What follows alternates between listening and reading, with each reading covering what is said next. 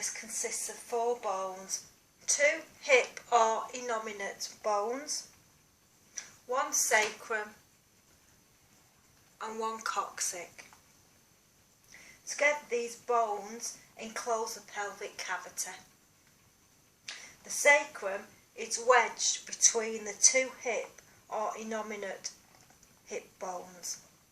These innominate bones are joined in the front at the symphysis pubis. These 4 bones connect at 4 joints, all of which allow varying degrees of movement. 2 sacroiliac joints, the symphysis pubis and the sacrococcygeal joint, which allows free movement.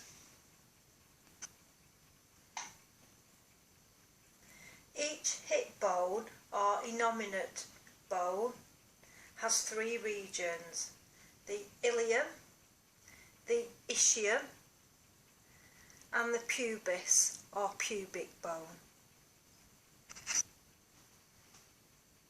The sacrum is comprised of 5 vertebrae that are fused together to form a wedge-shaped bone. It has an important role in guiding the baby through the maternal pelvis and as part of this navigating around the curve of Caras. The coccyx is a small triangle-shaped bone comprising of 4 fused vertebrae that form a non-functional tail. During childbirth, the coccyx moves backwards to help enlarge the pelvic outlet, which assists the baby's passage to facilitate a vaginal birth. It is the true pelvis that midwives are really concerned with. The true pelvis refers to the bony canal that the fetus needs to pass through during the normal mechanisms of childbirth. It comprises of the pelvic brim, the pelvic cavity and the pelvic outlet.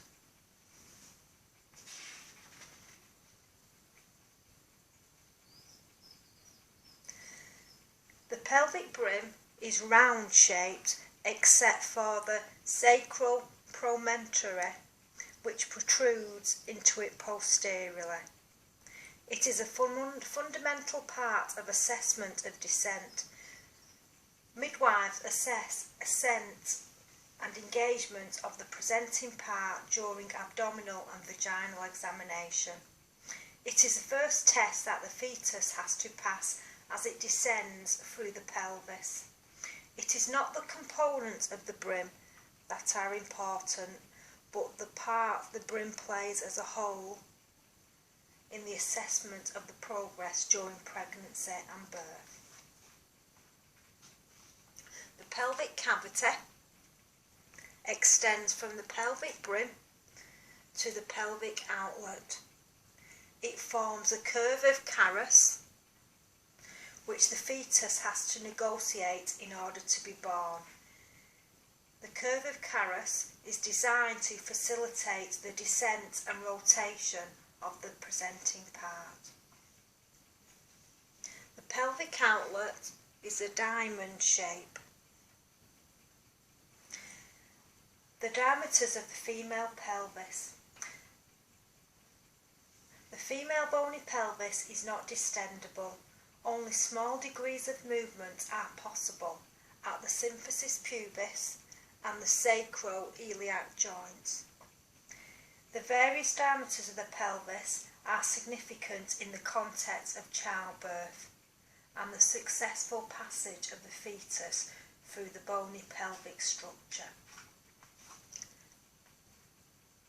The midwife should be familiar with the dimensions of the pelvis in order to be able to recognise any abnormality in the size or shape of the pelvis that may affect the care given to the woman. There are 3 diameters that are measured: the anterior posterior diameter, the oblique diameter,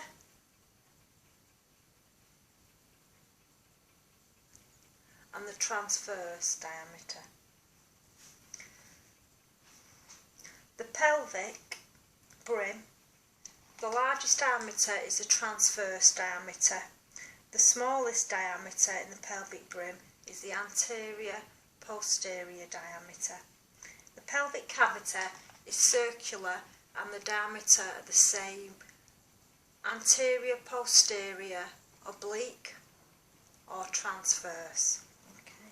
The outlet, the widest diameter in the outlet is the anterior-posterior diameter, and the smallest diameter in the pelvic outlet is the transverse.